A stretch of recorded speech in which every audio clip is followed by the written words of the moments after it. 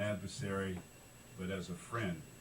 I come to you, you're talking about money concerns, and I don't know much Latin, and I don't speak English very well. And the little Latin that I do know has to do with this particular discussion, and that is caveat emptor, let the buyer beware. And this refers to the fact that you've already selected for your union negotiations a person from my hometown of Cincinnati, which I know a whole lot about, that has a spotty record with respect to racial relations. And I stand here seriously concerned about that. And let me just say very quickly that not only does this gentleman have that, but I'm glad that in your agreement, that your agreement for services, that you have stipulated in here that in connection with the performance of work under this agreement, you shall not, on the grounds of race, religion, color, national origin, ancestry, disability, medical condition, Vietnam veteran status, marital status, sex, sexual orientation, age, or family care leave, discriminate or permit discrimination against any person or group of persons in any manner prohibited by federal, state, or local laws. For purposes of this agreement, sexual orientation shall mean preference for heterosexuality, homosexuality, bisexuality, or having a history of or being defined with any such preference. Let me cut to the chase. On each of these issues, Mr. Hawk and his French-owned company that he represents has a spotty record. If you go to the Cincinnati Herald, which is a black newspaper in the city of Cincinnati, much like the Oakland Post is here, you'll find a number of articles that talk about a racial discrimination suit by an African-American woman who was a CEO who felt that she was discriminated against both on the basis of race and of gender.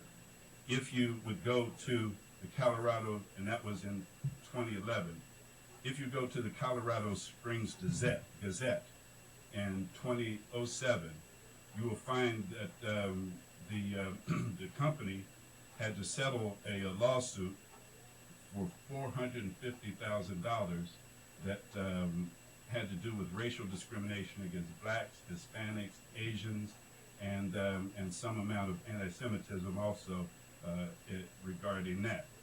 If you would go to the Mass Transit magazine of 2012, you will find an article in there that talks about the racial discrimination of Mr. Hawk and the people that he has been representing from France, where right after Hurricane Katrina, the bus drivers in New Orleans from a predominantly black labor force were stripped right after Hurricane Katrina of their pensions, and the bus drivers. So then I'm saying, let the buyer beware. I know all of you, most of you, as being honorable people, ethical people, and we worked through some stuff here in this city together in this room on the Oscar Grant case, the Oscar Grant murder, regarding racism, and to have bought into a contract with a person who has a known track record that you can Google or Yahoo, do a search on that, I think bodes not good for the upswing on your public relations that you have, particularly with the African American community. I take note of the fact that you took a beating from not only the African American community because of the charges of racism dealing with the Meserly and incident, but also in terms of how you handled it afterward. And so then I'm saying, please, caveat emptor, let the buyer beware. You have paid this dude a whole lot of money, and everywhere he has gone, he has not only broken and busted unions, but he's also left a bad taste of racial and sexual and homophobic discrimination behind him that is documented in court documents and court records and documented in terms of these lawsuits. So if you have another amount of money set aside for a bunch of lawsuits for the types of things that this man is associated with and is known to be associated with around the country, then I think that in your budget considerations, you need to set aside a certain amount of money for the lawsuits that you will undoubtedly be expecting when he does what he does everywhere for the last 40 years. Thank you. Thank you, Reverend. Good morning. I'm a station agent at M Line, and I'm not against bikes on Bart, but I don't know if it will be better if you also ask the opinion of the station agents. This morning, since I forgot that it was bike to work, and there's only 3 gates to come into the station and 3 gates to go out of the station. And one of the fare gates is the accessible fare gate. And most of the time, the people that ride bicycles use that gate. But this morning, there was more people using that entrance, so there was a line forming to get into Bart and to get out of Bart. So other people that are using bikes were using the regular fare gates to come in, and they were getting stuck. So I'm just concerned that are going to break down. The fare gates are going to break down more easily, more often. And I'm not, like I said, I'm not against it. I just want to make sure that if you're gonna do a permanent to increase the number of fare gates for people to come in and out of the stations, because 24 is only 1 fare gate, and can you imagine all those people getting out of the Bart station and with their bikes? It's gonna slow down the commute. Thank you, Marlon. Good afternoon. I'll comment quickly on the bikes, motorbikes, and I don't think that there will be a problem. And the thing is, whatever issues come up, I mean, we'll evolve solutions for them. That's what always happens. We discover problems, and then we deal with them as they come. But what I'm up here to speak about is about the nature of the jobs of the frontline workers. The police, assistant service workers, the train operators, the station agents, AFC techs, Tango techs. Let's hope what happened in Boston never happens here. But if it does, we're the ones that are going to have to deal with it. And we get paid for what we know, not only for what we do. I evacuated a station after 9/11. I don't know if you remember, in near the Montgomery Street station, there was a gas explosion, and a whole cover went up, and people panicked, and I had to evacuate the station. And we did it in a very professional way. These are the kind of things that we're trained to do. And as ridership goes up, we really have to watch the system, and we do that. When we talk about bikes, there's a lot of bicycle thefts, and a lot of them that we stop. But it's another thing that we do. It's another duty that we have. There are many things, like we have to check underneath the trackways. And it's really important. And no one thinks about these safety issues that we're called upon by Central very often to remove unattended articles from the trains and the platforms. And we've been doing it. And it's dangerous. And, on the one hand, we're told that we're good workers. On the other hand, it seems like you have a vote of no confidence for your legal team and your labor relations team, who are paid, total salaries, millions of dollars per year. And then when contract negotiation time comes, it seems like you don't have confidence in them. And you hire someone who is like known for causing strikes, for provoking them. When his job is done, he walks away. He's not from here. He doesn't really care. Who's going to take responsibility for that? Are we going to wash our hands and then say, well, it was his fault? And we don't take responsibility for it? I mean, this really shows what we have, what a true opinion we have of our workers if we hire someone like that. And we really, really, really do put our lives on the line.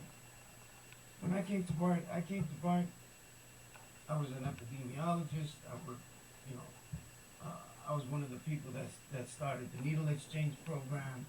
I was involved in HIV research, And when I came to Bart, I came here for the benefits, that's true, but also because I thought that it was a progressive organization that treated its workers well.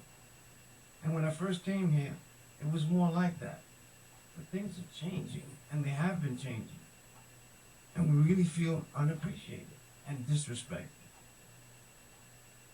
And, you know, hiring someone like this, I have to question, you know, what is the real plan for the workers of Bart, the frontline workers of Bart? Is it always going to be, let's squeeze them more, let's give them more work, and give them less, and complain about the compensation? I mean, the sacrifices have to be made all the way around. But the people who are putting their lives on the line, station agents, police officers, system service workers, and train operators. That's just the point I want to make. Thank you, Chris Finn, ATU 1555 recording secretary. And I've come up here a few times in the last few months. I'm starting to question the effectiveness of doing so. It seems like a number of our members have come up over the last few months and spoken about a number of issues, and it hasn't seemed that those issues have been taken into consideration and acted upon. Safety is one of the biggest ones, safety for the frontline employees.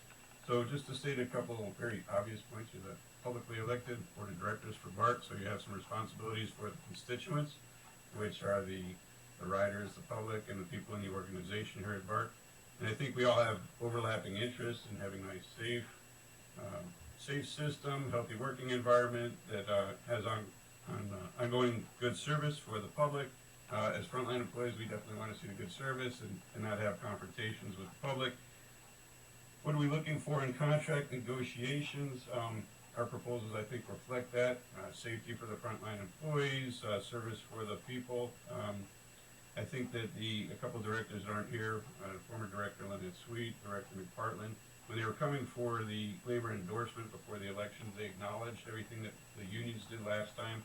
$100 million in concessions right after the recession began to make sure that Bart would be able to maintain a nice, healthy position.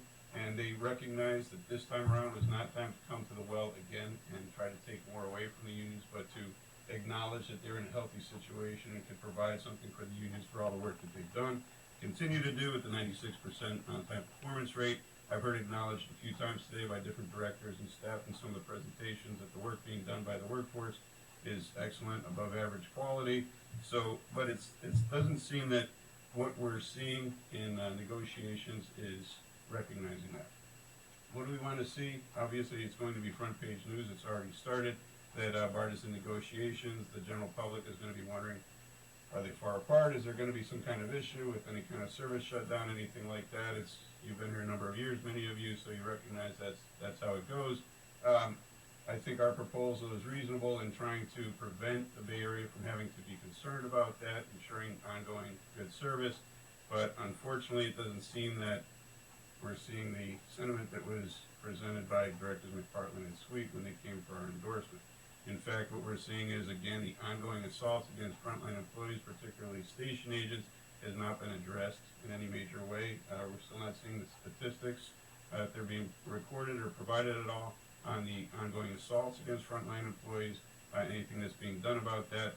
Again, I can review a little bit of the history of negotiations. It's already been, some of the negotiators have been around since the 70s and said this is the most adversarial approach they've seen taken by the district in their history here. So it doesn't look like we're headed to a good, nice, smooth transition to the next contract. Chris, could you wrap it up? Sure. Thanks. Bruce Conhane, one of the negotiators that you hired. You already have Chief Labor Relations, Director of Labor Relations was supposed to handle the ongoing negotiations. Bruce Conhane, the last time he dealt with our unions, 1997, what happened was a strike. We can probably expect the same from Thomas Hawk. I don't know if people already addressed the discrimination issues that he's been, the charges that were sustained against him, but it's surprising that Bart would bring that element into the Bay Area.